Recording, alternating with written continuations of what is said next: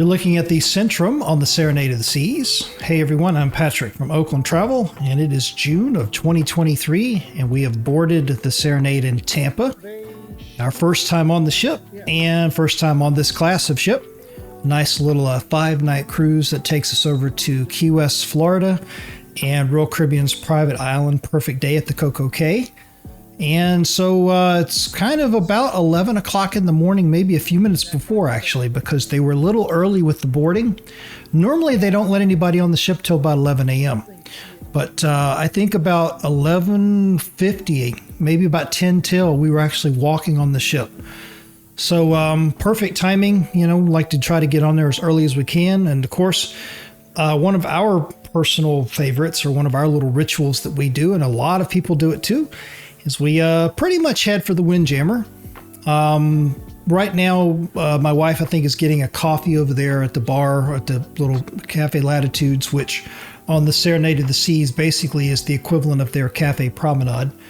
But after that, we are heading up to get lunch, and we get up there kind of early to where the sign says that they're not even open until like 11:30 for the buffet, but we're sort of showing up around 11, and thankfully they kind of let us in there early, so I guess they know that as soon as people get on board the ship, they're ready to go get some food.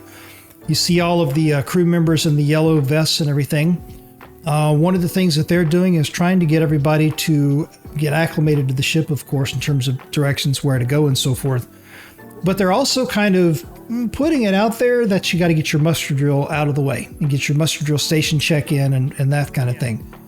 So the cruise lines are getting more and more upfront about that. As soon as we set foot on the Serenade, we had crew members that were, oh, your muster station is this way, muster station, muster drill, muster station, kind of. Because you get closer to embarkation time, you start hearing all those announcements that X number of passengers haven't done their muster station check-in and so on. And so the cruise lines are trying to be as proactive as they can to get everybody to get that out of the way as soon as they get on board. So that's what you see a lot of people in the yellow vests are doing there. The elevators are, they are tiny. Oh my God, they are tiny. They remind me of the Carnival Mardi Gras.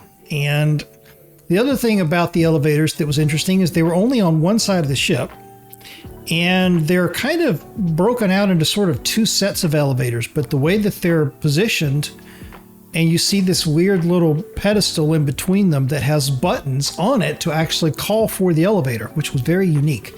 So it's like a little stand that sits in between them, and it has like a layout of the ship. And right next to it, right in front of it, are a couple of buttons to where you can stand there looking at the layout of the ship and then call for the elevator. So I'm sure I've got it in some of the videos somewhere, but right here, we're just kind of heading up to the Windjammer. Notice right here what's missing. So this is the entrance to the Windjammer, and it's the outdoor seating right there on the right.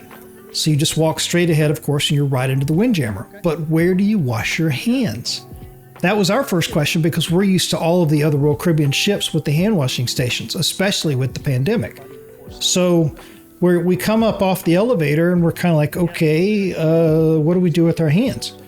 And we actually asked some of the crew members up here, that you'll see them kind of standing here in a little huddle. We asked them, and we get a very, very muddled answer that was they really didn't answer the question except to say that it's out by the elevator somewhere.